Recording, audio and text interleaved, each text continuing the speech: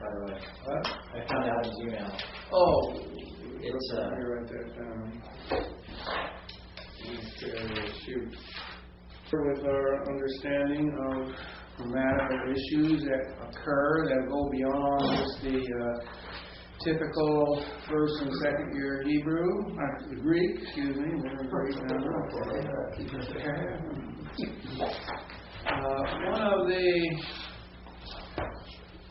One of the things that we want to bring to your attention is the issue of word formation on page 76 and following, which we utilize, of course, when we do our homework. When you did your homework on the Habox Agamen, remember how we gave you one of those to work on in your homework? And Habox Agamen has to begin someplace, and at least the beginning point is etymology, right? And so you might want to pull out your homework just to see where you've gone with that. Okay. And, it was chapter 3, verse 11. Exegesis is the word. Okay. Ooh, nice word.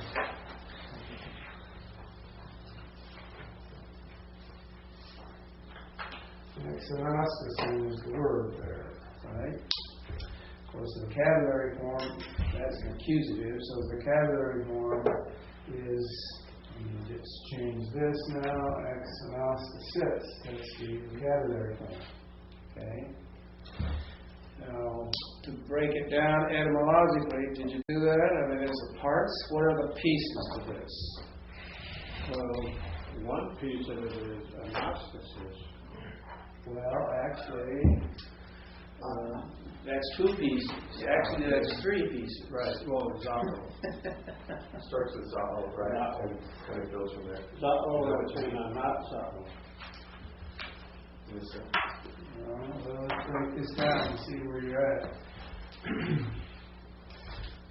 This part here comes from ek. Okay? That's a preposition.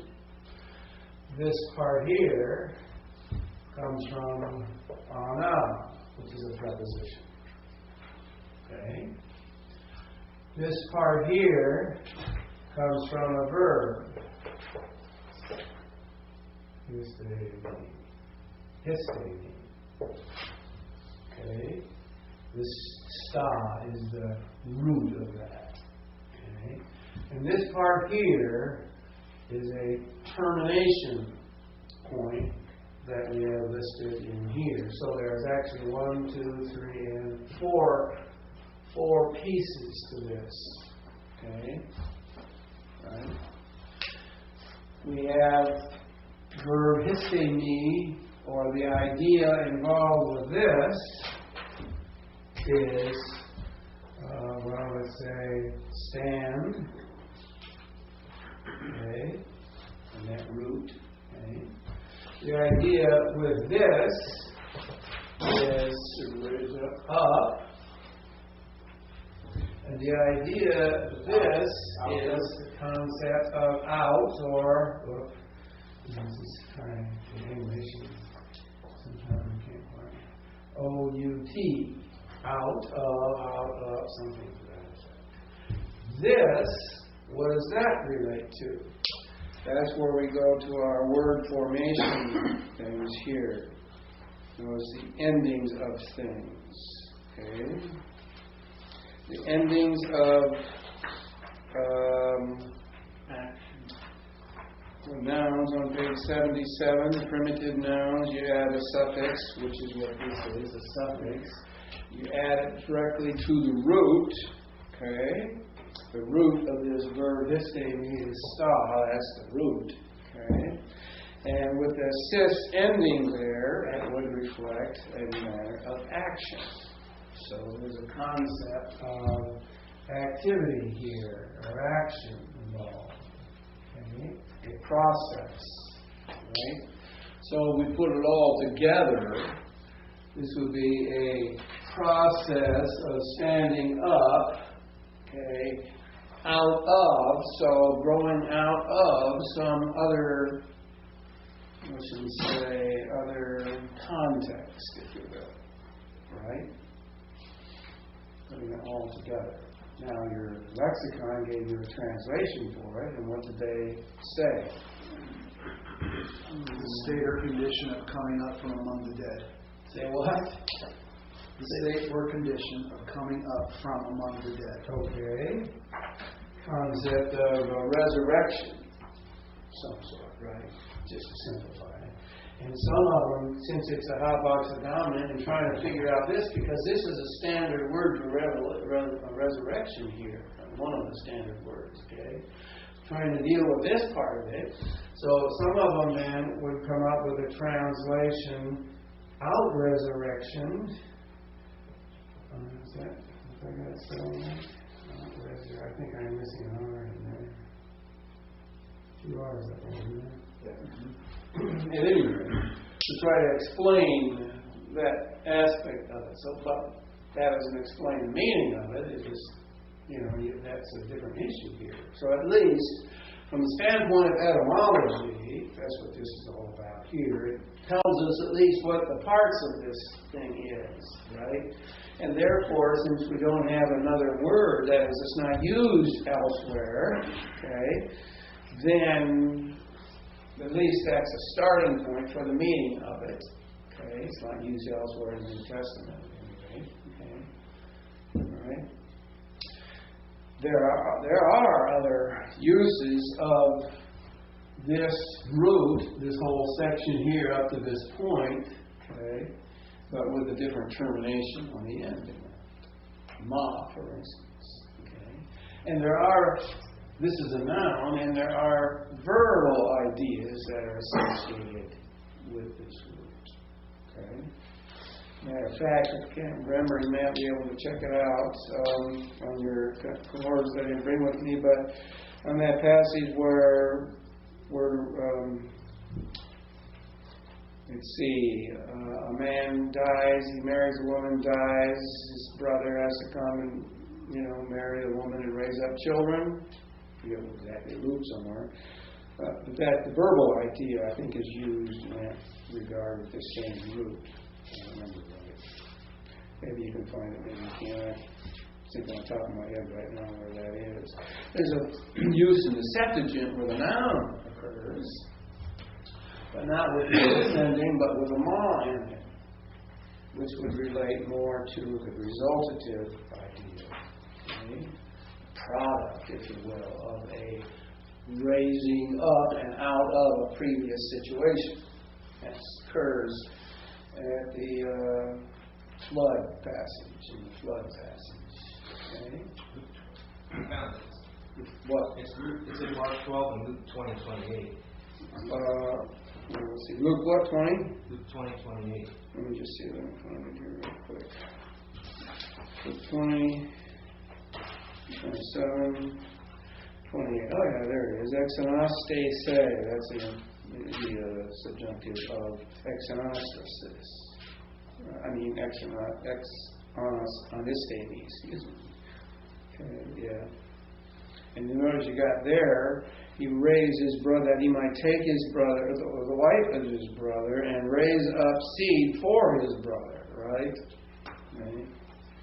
So from a resurrection, if you will, of the family line, okay, growing out of that context of death and previous inability, apparently, was supposed to be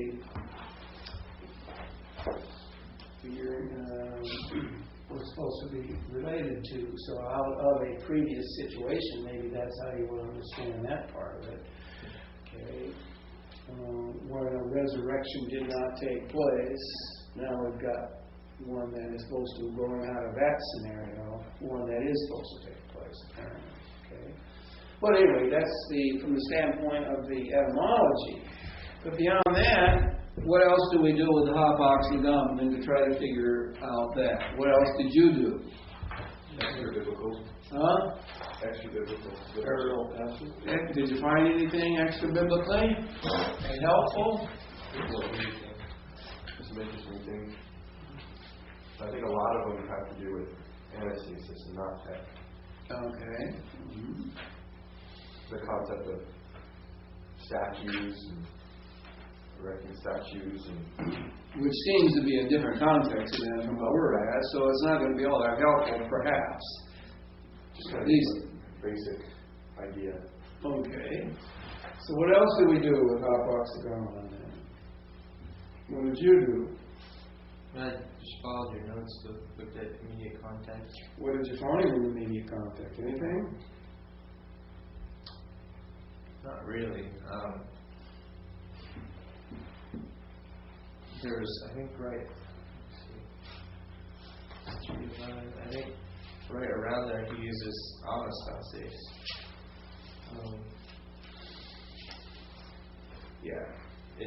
Right in the verse 10.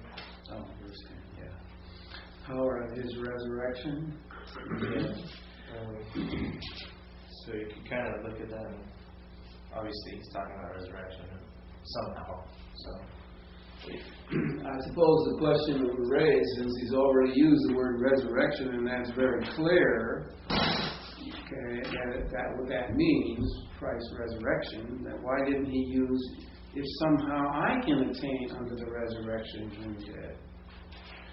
Why did he use a different word? Right?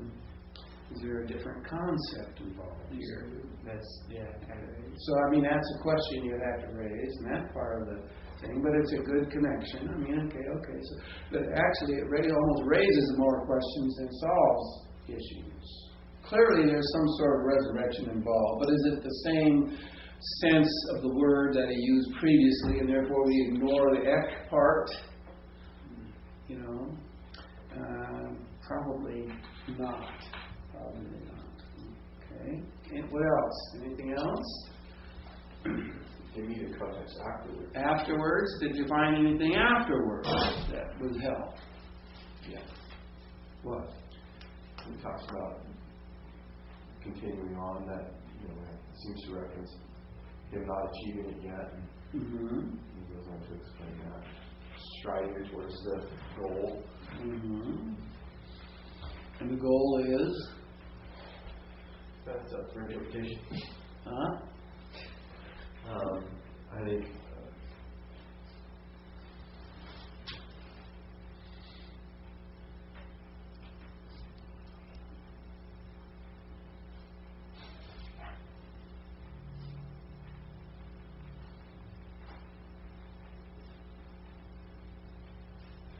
verse 14. Yeah, according to the, I pursue according to the mark of the prize of the upward calling of God in Christ Jesus. Now, upward calling, even though it's not the same word, the up is there. That seems to be reflected there. Okay, upward calling.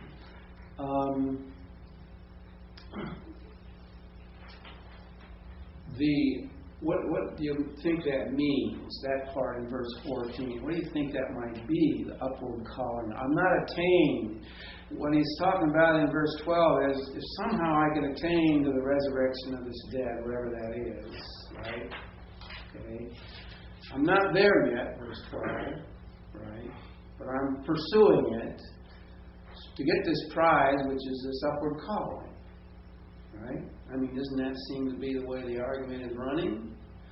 So if he's starting off by saying, if somehow I can attain to this, and then in his movement of the argument, he ends up with this concept of the upward calling, maybe the two are associated, you see?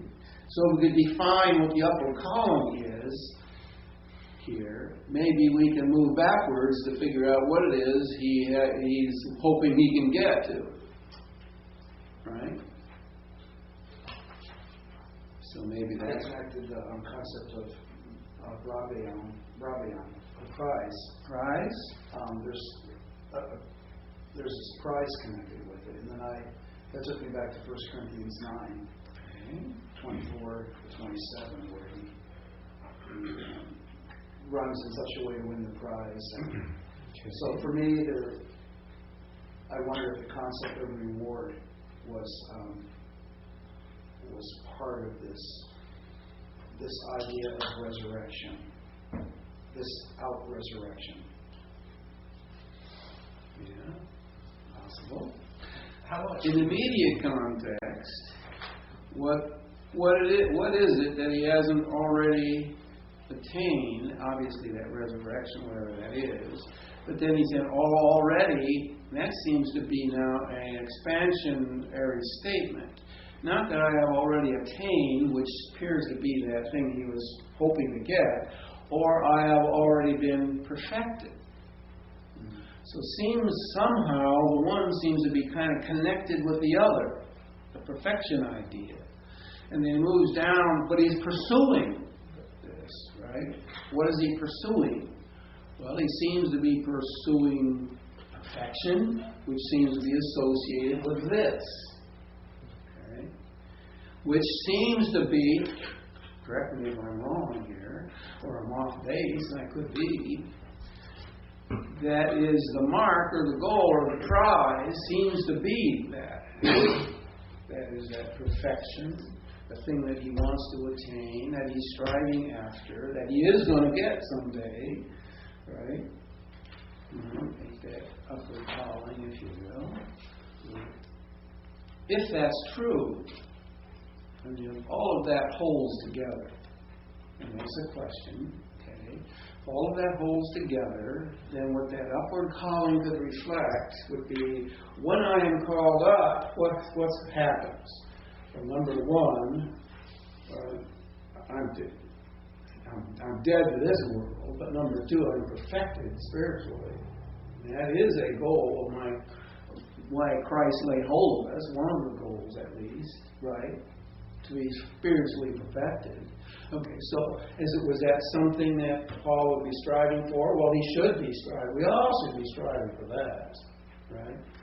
Okay, so if the prize is actually being there, okay, and if the upward calling is that spiritual elevation to the state of perfection, just a thought, okay, then is there a reason why he threw it into this subjunctive idea if somehow I could attain it? Okay. Somehow, in this world, I could attain the perfection that I was chosen for, and that someday, when I die, I know I will get. But I'm not happy with just waiting to die and get it. I'm trying for it as much as I can right now. In other words, dragging the eternal life we're going to all experience perfectly into the now. Now, that's a possibility, but then you have to ask this question, because that's a pretty kind of a radical concept here. Okay? Has Paul ever, and this is a part of the Hoff-Oxygonin issue, you see, has he ever, if that hypothesis, which is what it is, if that hypothesis is in any way valid, it seems to be a pretty high priority item in Paul's thinking, and it seems to me he might have talked about it somewhere else. Has he ever talked about this kind of a thing anywhere else where this hypothesis could apparently at least find some possible support? That'd be a question. So we're really allowing our biblical theology to inform the way we're looking at these words, it seems like. In what way? In that sense, what way? Believing in life after death. Yeah, it's a very eschatological understanding of this passage, it seems like. Yeah, right. And so we're bringing something. Well, eschatological.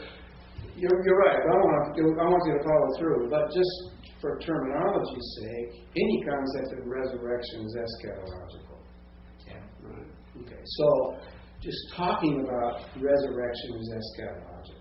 So that triggers that in our mind, and then when we read things like the upward call, we think of the the resurrection, when the trump shall sound, and we all, all these things sort of start happening. That sort of help inform how we're going to understand this stuff. If that's what you mean by that upward call, that's why I said that's the question. Is that the rapture, for instance? I don't think it is. You see, that's not how I see it. It's not the rapture, but it may refer to living again once one has died. Okay. Well, I know that in one sense we were lost. We were spiritually born again into a different state, right? But we still have the old nature. I know that when we leave this world, we will be resurrected to another situation, right? A perfect situation, say. Growing out of this experience, then I know that I'm going to have another, better experience. Okay. It's very similar, in fact, to the usage of exon, the verbal idea, not verbal, but noun idea I found in the flood story. Okay, growing out of the devastation of the first creation, if you will, comes a new creation, right?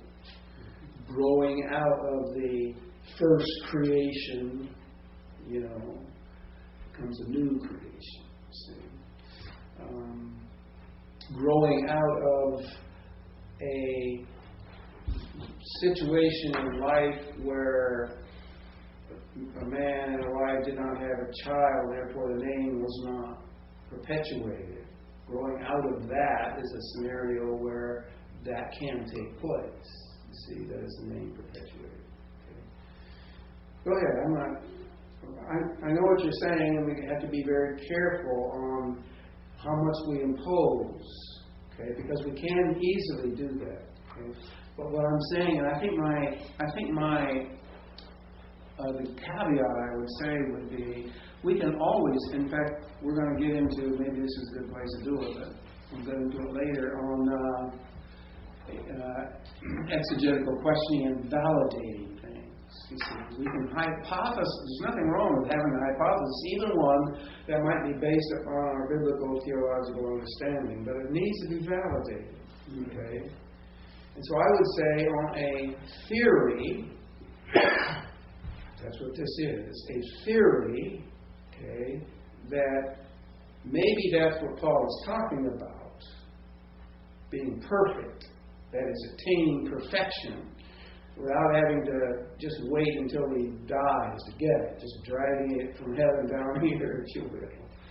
And then on theory, has he ever talked about it before? And could that then, if he has, can it validate in some sense? Is there a distinction between spiritual perfection and physical perfection if you're thinking about the glorified body? Yeah, we know that in the resurrection there will be both physical, which is a spiritual body, but also moral issues here. Paul, on one hand, would be very interested in not having to deal with his thorn in the flesh and stuff like that. But I really think that he's more concerned in this passage about spiritual values when he talks about to know him, the power of his resurrection, the fellowship of his suffering, being conformed to his death. Death, because out of death grows resurrection and perfection. Right? I think it's much more spiritual than physical. Do we need to define out of what he means by resurrection from or out of the dead? Which dead? Dead what? Because I think we're making conjectures and all the dead physical people bodies, and he's looking to get, in a sense, a different kind of resurrection out of the rest of the resurrection. Or is it spiritual resurrection? Or spiritually dead, physically dead. Well, it may simply mean to live again. Well, I think one thing that's clear about that is when he says the resurrection or the out-resurrection, that which comes from the dead. That is, once we die, there will be resurrection. We will be resurrected from the dead. Okay?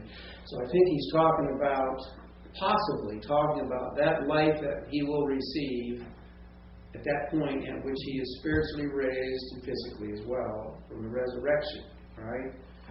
But why would he be concerned about attaining it? Well, to me, I still don't really understand why he needs to include from the dead. From the dead, I was going to add the resurrection.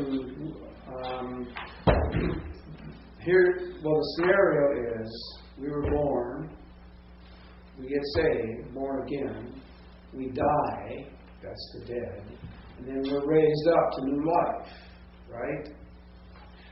So what he may be talking about is, to be able to experience that new life that's going to grow out of the dead before I die in its fullest extent. And therefore, he could talk in terms of perfection.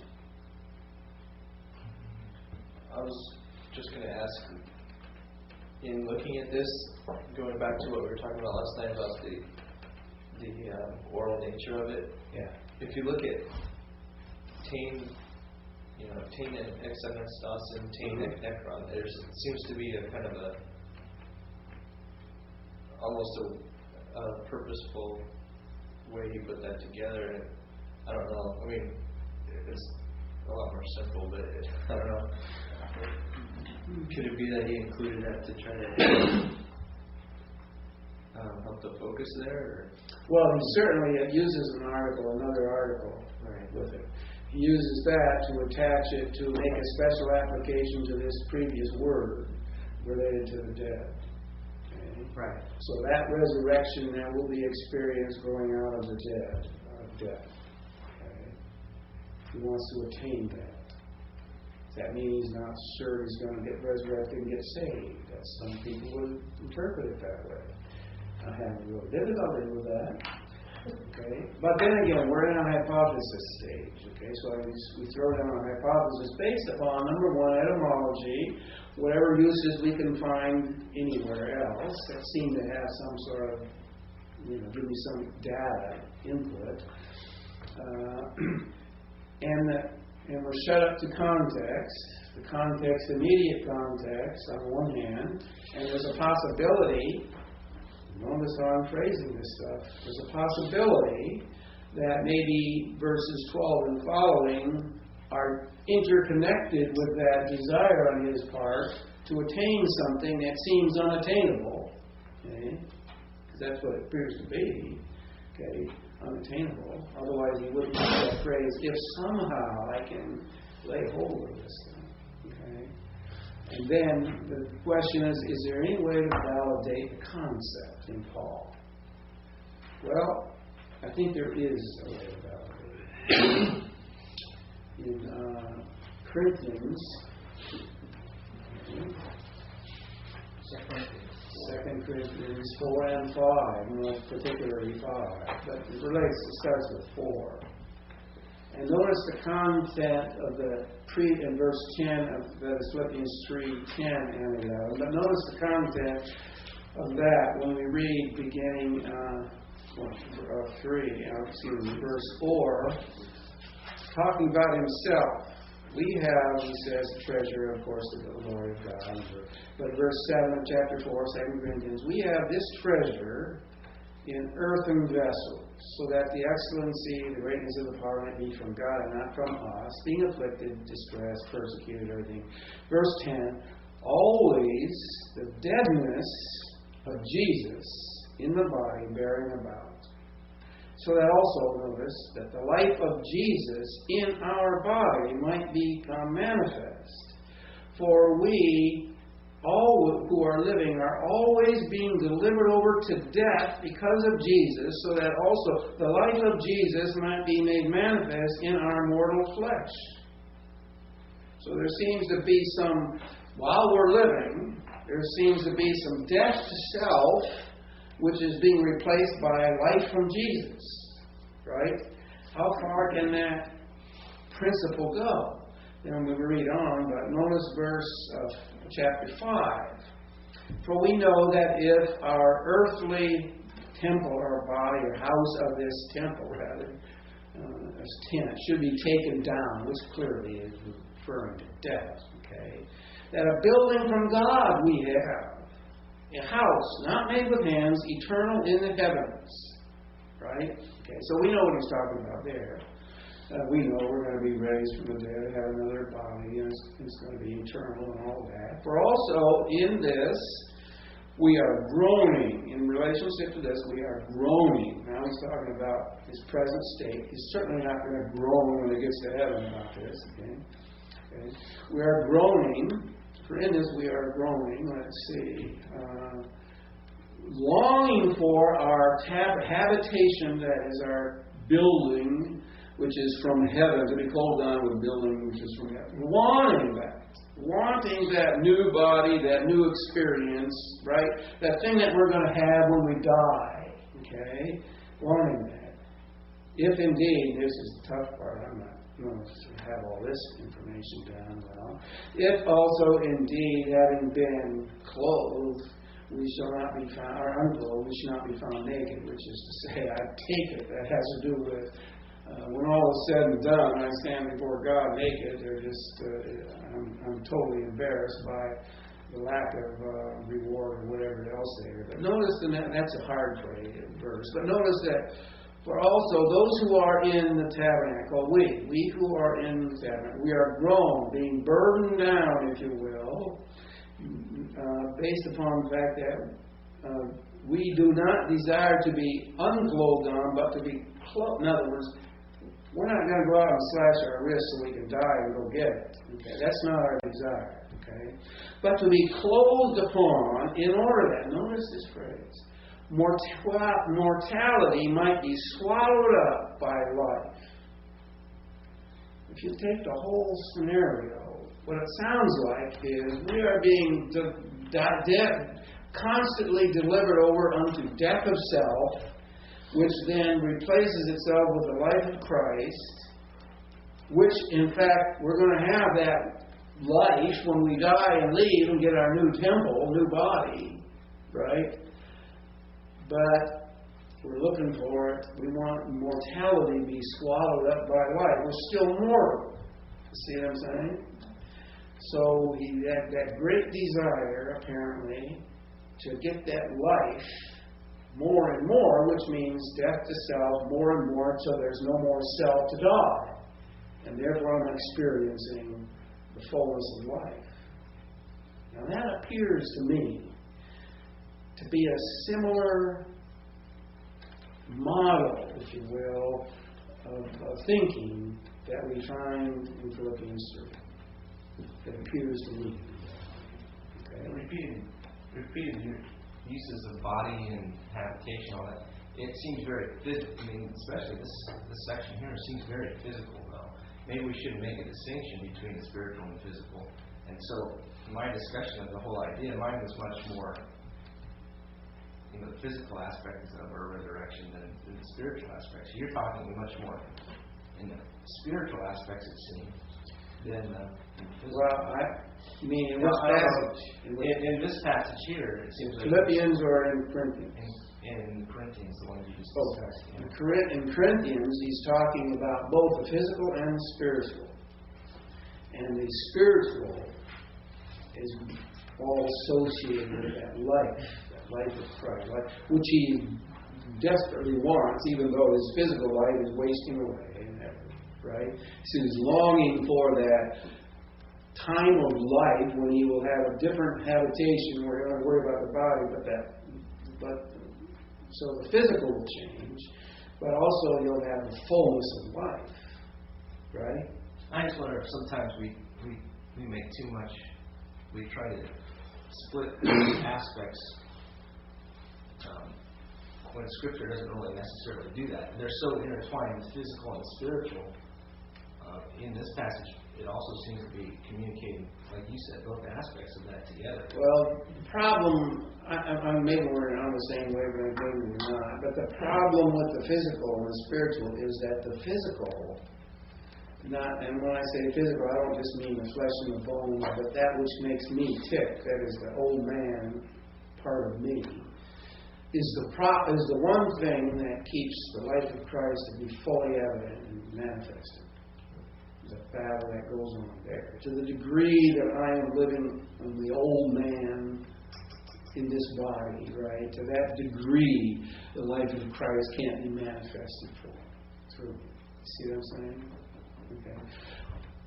So, if I want the life of Christ to be fully manifested in me, okay, what that means then is that this needs to change. There needs to be a death of self that goes on. The body itself is kind of almost, it's just a place where I really live, right? I mean, yes, it's full of disease and everything else, I suspect, like we all are, but it's going to change and the physical body will be different. But I don't think he's really focusing so much upon the flesh and the bones. That's the place where I live and where the battle is going on. Where the reason why the life of Christ is not more manifested is because of the person that lives inside this body is the problem. And that's being constantly delivered over, he says in chapter 4, to death experiences. That is, what kind of death? Well, death of self, right? So as the self who lives in this body dies, the life of Christ can manifest itself more. You see? And once there's nothing else to die, then the life of Christ can be fully manifested. That's what's going to happen when we get to heaven, right? So I'm saying there's this. I'm saying that in a sense, there's that spiritual and the physical, if you want to call it that are interrelated here. Okay, and he's more interested in Corinthians, I think, in attaining that spiritual life. And I think that's probably what he's talking more about here in Philippians when we read such things as that I might know him, that is, experience him, and the power of his resurrection. It's only come through life that I'm going to experience, right? And the fellowship of his sufferings, being conformed to his death, which is a death of self, right?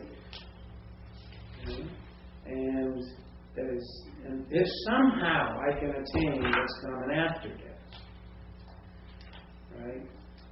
And that's more concern, it seems to me, with the spirituality aspect than concern about the fact that he's got problems with his eyes and his feet get sore when he walks around town and stuff. But can you separate the two? Yeah. In what way? In any way. I mean, how separate what to avoid?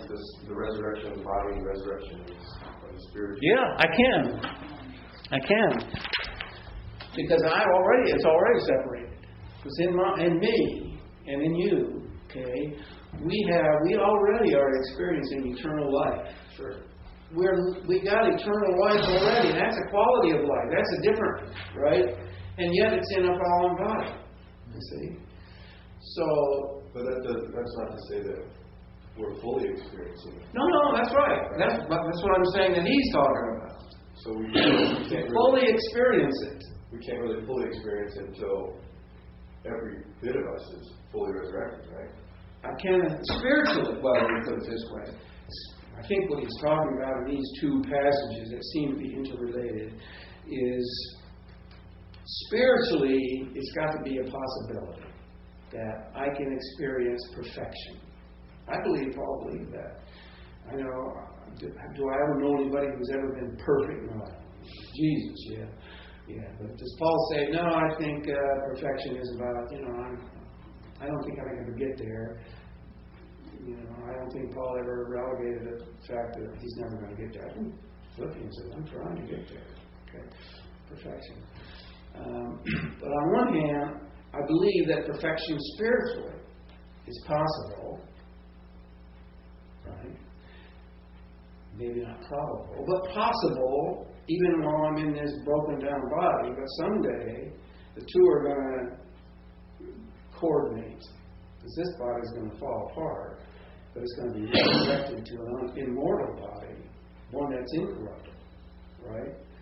So spiritual part of the person and the flesh part of the person aren't necessarily intertwined. The body is, I'm going to live when this body dies. I still live. The real me is not dying with this body. Right? So the real me I'm talking about, the spiritual part. So I think, yeah, they can be separated. Well, at any rate, that's the whole point of this now, though, is just to see, getting back to your homework assignment, was to see, number one, dealing with how parts are going. What do we need to do? Well, number one, we need to take it apart. And this part of this grammatical stuff is going to help us to do that, right? See what that means, and then see if the context can help me understand it, right? And give me some data with which to work with as a hypothesis, then go beyond the immediate context to see, okay, give me a concept. Is the concept anywhere else within Paul, let's say? Okay, and then you can even go beyond that. Is the concept beyond Paul? Is it part of the Christian concept in a broader sense? And I go beyond that and I say, yes, I think it is. I think it's in the Apostle John. I think he talks in this vein very much about life, the eternal life as an ongoing experience and a developing one.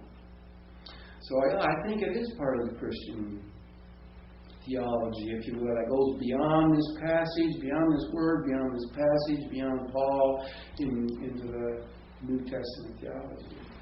I guess my only question, I'm so confused, but I think Philippians maybe came after 2 Corinthians. I know it did come after 1 Corinthians.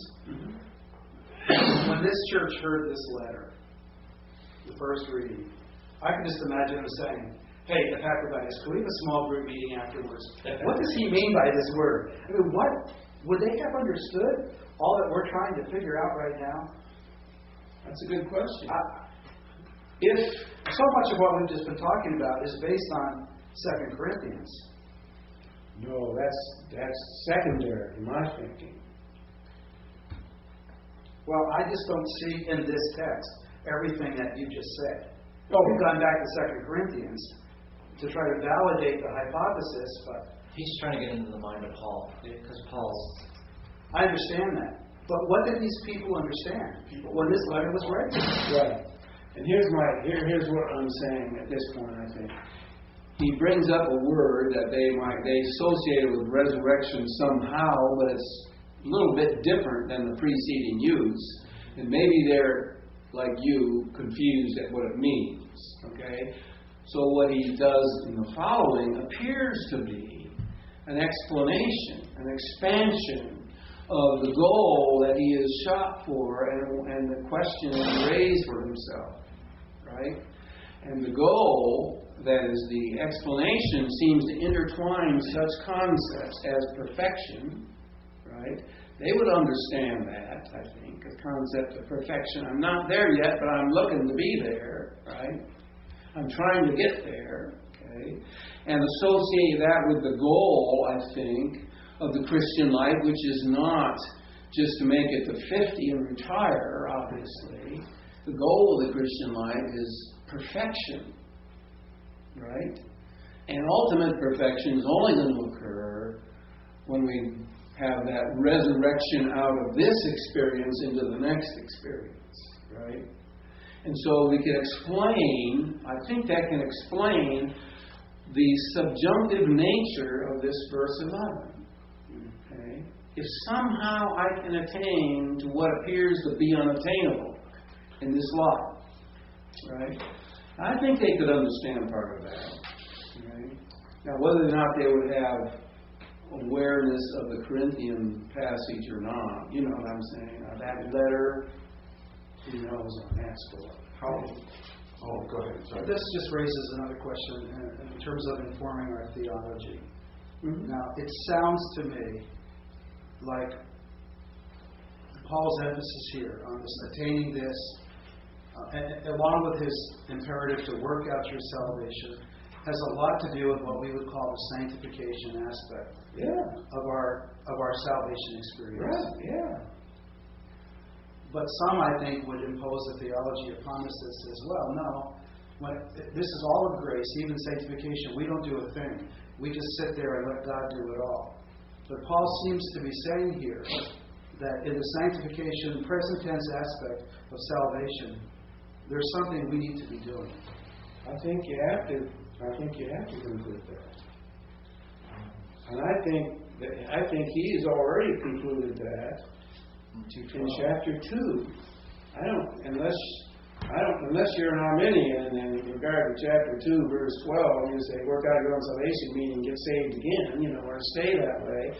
Unless you interpret that to be the meaning, then I think that, plus other passages, means to be holy means you got to do something, right? And the goal of sanctification, what is the ultimate goal? If we finally succeeded in sanctification, what would that look like? Spiritually, we'd be the same now as we are going to be in heaven. But I was looking at it, though, is that his motive, and when we get to this verse, when he talks about the resurrection, I think he's looking forward to the future salvation, which is the glorification. And almost like he's saying that is what is motivating me to work out my salvation. Well, that's the whole and that's why I think, we're seeing those two aspects presented here. We're seeing the present aspect of sanctification and the future aspect of glorification. No. And that's what's motivating him to work. I think that's exactly right. He looks at glorification and he's upset, in a sense, upset by the fact that the reality that he's going to have to wait to get there. He's saying, I think, let's push sanctification to the point where I get there now. As much as I want to get there now. To bring the reality of the future into the present experience. To maximize sanctification in the present experience, which is then to be equating ourselves to some degree with what we're going to be. I would see much a closer union between the spiritual and the physical side. I think he's looking forward to both of those things when he's talking about the resurrection. I think he talks about his body and all that, and he's looking forward to not only being perfected spiritually, but being perfected. Yeah, Christ shall be magnified in my body, whether by life or by death. Right. That's right. Yeah, and I want to look at a more holistic idea of the person, not the idea that we're, Greek thought, I guess, tried to break things up, dichotomy or what, a trichotomy of the person. I think there's a lot more unity here than what we're trying to read into the Scripture in some ways. We're trying to separate the spiritual and the physical. I don't know that we should do that. I don't know that we're talking about anything different. Yeah, it sounds like the same. It sounds to me like we're talking about the same thing. Conceptualizing, though, you can conceptualize, because I think if we truly believe our spirits have been set free, in theory, we have to believe that there's the power and freedom to never sin again. In theory. Well, I think in theory, it has to be there. Otherwise, what do the Scriptures mean? Exactly. Be perfect. Yeah. And it doesn't say something like God. Right. It says just like as your Father is perfect. Yeah. He's holy, just as God is holy. That doesn't mean try to hit 90% and then you'll be all right. I think we give up on that. Paul did not give up on that. Yeah, right. Yeah. Anyway, that's my thing. And I think we're probably talking about the same thing. Although I do have to say at least, that this body as it stands is part of the old Adamic race. In other words, there is disease that is part of that. Okay, there is growing old age and pains and stuff that we won't have later on when my body itself is transformed, right? So that is, and he talks about that in Corinthians too, about his day by day, his body is kind of growing down, but he's looking forward to a time when it won't happen. But I don't think the main emphasis in Paul, and I think you probably agree, is not, gee, don't want to have pain anymore, that's my big goal in life or in the future. I want to go to heaven because I won't have any physical pain, no more headaches and stuff. No, I think it's much more spiritual, personally. As we look at his explanation of maybe what he was talking about, how far do you think the explanation goes? Do you think it goes all the way to 4:2? Oh, chapter 3? Yeah. Oh, I think it goes down to verse 16. You think he changed? Because outside verse 21, he talks about transform our body to the conformity of his body. I think the specific thing that grows out of the question of verse 11, which is that supposition that if I could get there, I'd like to get there. I think that kind of comes down to verse 16, but then threads of that show up later on, I think. It's interesting to think about Paul that way, especially, I can always remember Romans 7.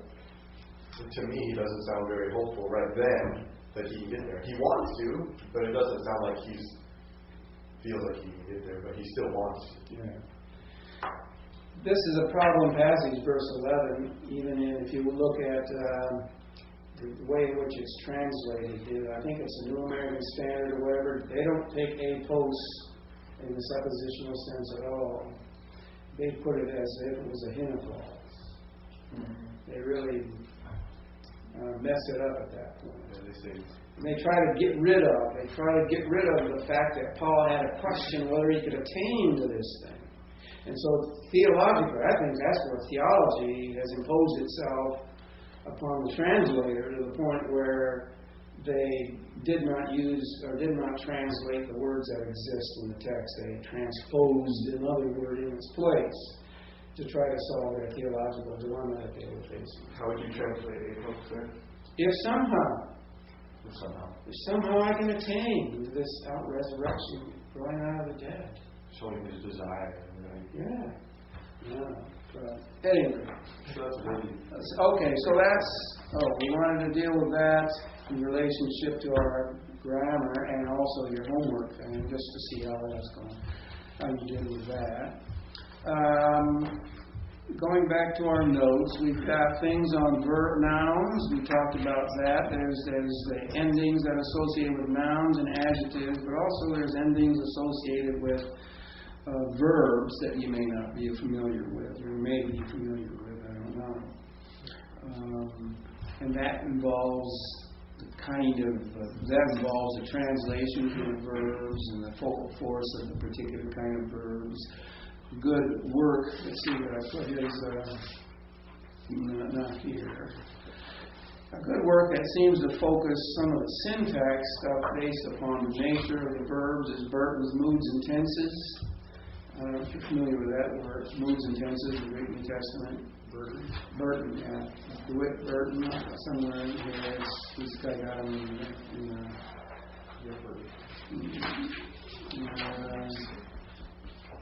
somewhere I got it listed, probably under, I probably got it listed under terminalis or somewhere.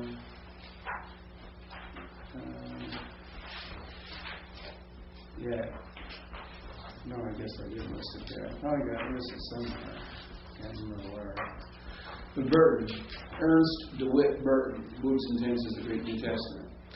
So he finds this to be valuable just in isolating some of the syntactical issues. For instance, repetition, for instance, in number 3 there, verbs in that kind of verbs very often could be then iterative. And the iterative taking periodically occurring, that kind of thing. The causative, I know, for instance, dikaiao, for instance, the translation to be made just. See, those kind of verbs dealing with that. Sometimes some of these things, these endings, no longer have an effect. That's all the things what you have to sometimes be careful with. Okay. But other times they can be very much an answer to difficulties. I think we may have mentioned it before. The concept of Peter and baptism. Baptism saves, right? Well, it's not baptismos, which would have, according to this, which would have an active force, a process, activity of baptism, but the ma, that is a result. Okay, what that baptism signifies, a relationship to Christ saves. See, positive relationship, and that may be a solution to that difficulty that some people find, and so it could be very helpful. Okay. The orthography and the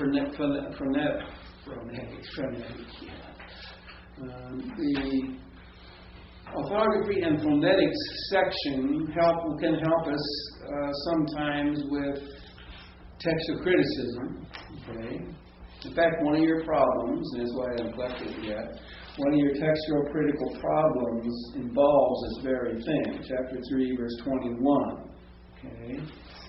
If you see chapter 3, verse 21, the textual problem has to do with auto, at the very end of the verse. And the alternatives is in the text is auto, then the alternatives is auto, and it reads it without any accent marks. Okay. And then another alternative reads auto, showing rough accent breathing. Okay. Follow me there? See it? 321. Yeah. We don't have it. It's not in the 4th edition. It's not in the 4th edition? No. You see, it's in this one. Yeah, it would be in the other one, yeah. What's happening is here is in the manuscripts, you've got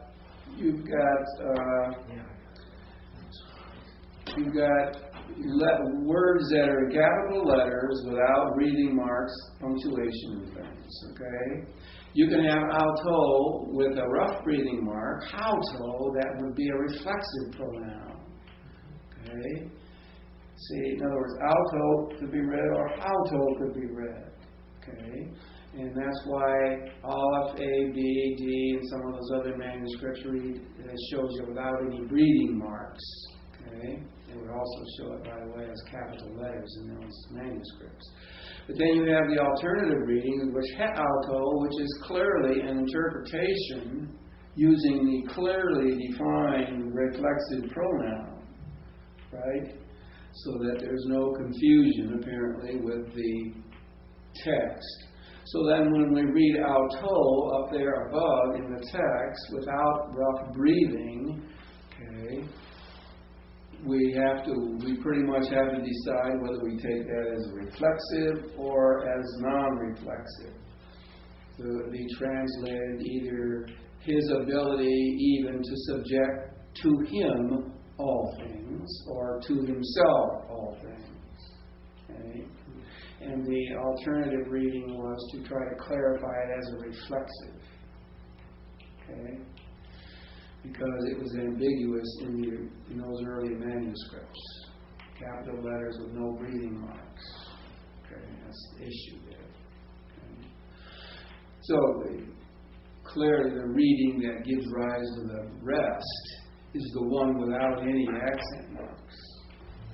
Okay, and that's the second reading there, which would give rise to the reading that has a reflexive, clear reflexive pronoun. Okay. Also, then the one that they put in the text is the one with doesn't show it as a reflexive accent, okay, or breathing mark, if you will. But you'll look up in BAG or BDAG, and you'll see that that pronoun sometimes has reflexive force. You see what I'm saying? Okay, so that's kind of the issue involved with that. So sometimes this whole business of how things are written, orthography, or how things sound, can be a benefit. Actually, you need to understand this word that I've got in there somewhere. Let's see. iticism, technically called iticism, second paragraph. Okay? And that is where sounds of letters sound the same.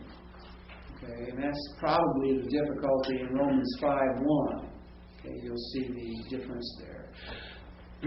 What we need to find when we deal with textual problems that may have itistic aspects to it is to find out, well, what sounds appear to be confused. Okay? If you go to a large grammar like Robertson, Gloucester Bruner, there's a section, I like Robertson better than the other one, but there's a section that talks about the itistic tendencies in certain manuscripts. Epsilon, iota, and the eta being confused. The omicron, the omega being confused in sounds, you see, right? And those kinds of things that can help us to work through some apparent difficulties in the text. Okay? Accents, we talk about accents. Now, there were no accents in the original, so it's a context thing, right? But, we notice that there's different accents. For example, Fabe theta is your imperative. Fabe theta is your subjunctive, but the letters are exactly the same. See, right? So sometimes we have to understand that most of the time the accents are editorial in our texts. Okay.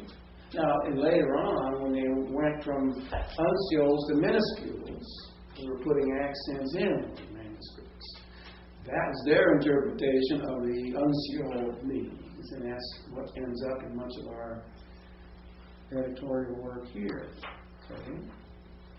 Also, it comes down to punctuation sometimes. As we already saw, punctuation has real importance exegetically, and every now and then in some early manuscripts you do find some punctuation variants. Actually, I got the listed here, John 1:3. If you look at John 1:3, you'll see that in fact there is a variant there, and there's manuscripts that show punctuation differences. Let's see if this one shows it. I think it does. 4, let's see, 4. No, this one doesn't. The other one, it does it only in the sense of the second level of footnotes. And this particular one that I'm looking at shows you that the translators have a difference. But let's see, this one probably. Let me check this one out. I think this one may be showing some manuscript variation on there. Let's see.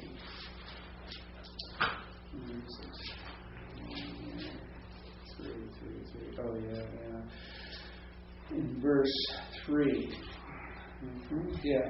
In verse 3, we have a punctuation variant, and it shows manuscripts, Aleph, corrector, Aleph, C, etc. They show a period after one. You see, after the end there, after Gegen in there, or after him, I guess it is. Mm-hmm. So there's some variations that occur every now and then in the manuscripts, but not very regular basis. So the bottom line is that most of the punctuation is our responsibility. Yeah. So. Yeah, right, that's right. And there are situations where I agree with the punctuation that I find in the text, and there are other situations in my exegetic work where I say, I think that punctuation is wrong. And it's my obligation to work that through. I just can't say, well, I interpret it that way because that's how the others punctuated it. And when I talk to Jesus about this, he's going to say, but that you know better than that. It's your responsibility to work this out. Okay. And then finally, let me just look real briefly here at finish this section before we go to lunch. Conjunctions and particles, those are very, very important. Conjunctions break themselves down into two kinds, and this you use quite often, of course, when you do diagramming, of course. They're either parallel or subordinated, So there's paratactic, which is a technical term for parallel ones, independent clauses, and hypotactic or subordinate clauses. Okay, that should show up. And so you can see the various ones, how they occur, and you can utilize this chart, if you will, in your analysis of conjunctions. And there are some that are fit into both categories.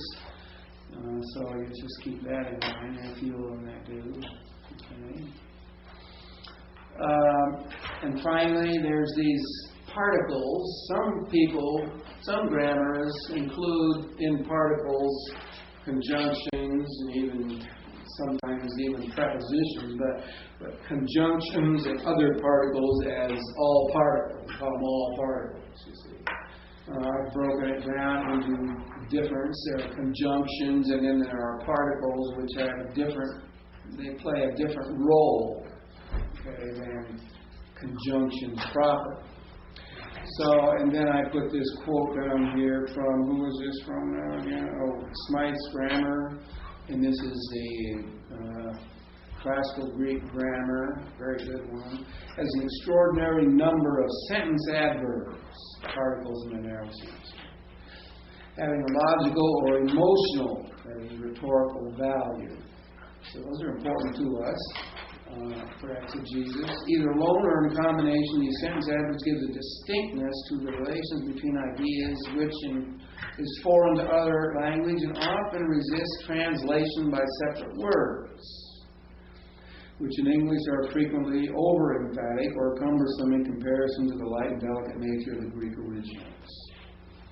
Force of such words is frequently best rendered by pause, stress, alternations in pitch. Again, we're talking hearing, not seeing, right? I mean, all those things are hearing things, okay?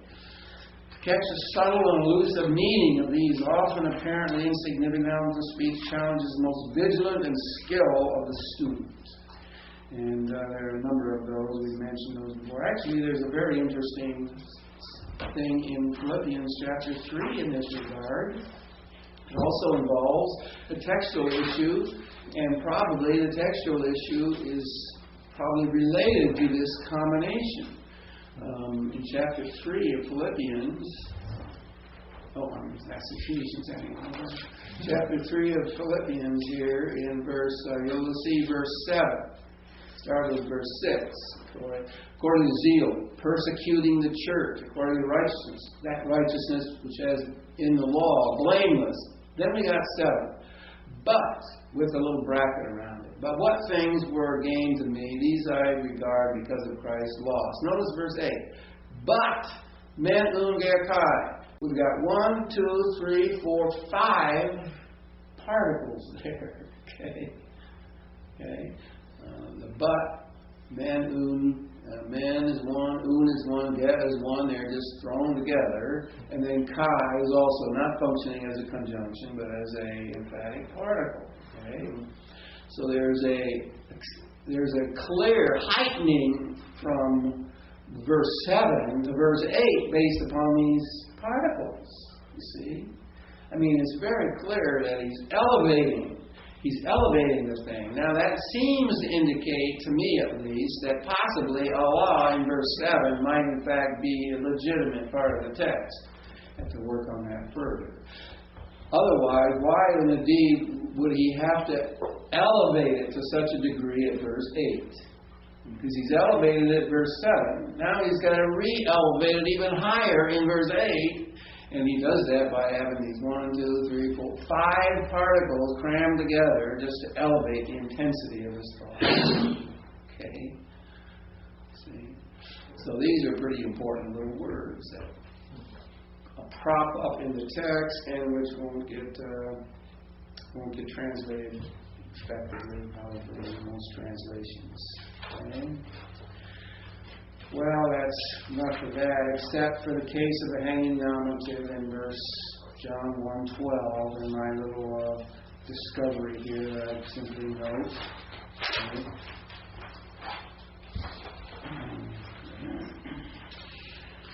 I just want to point out that the nuance involved in this, and it involves a number of different things, but it's certainly related to this grammatical focus that we're dealing with in this section.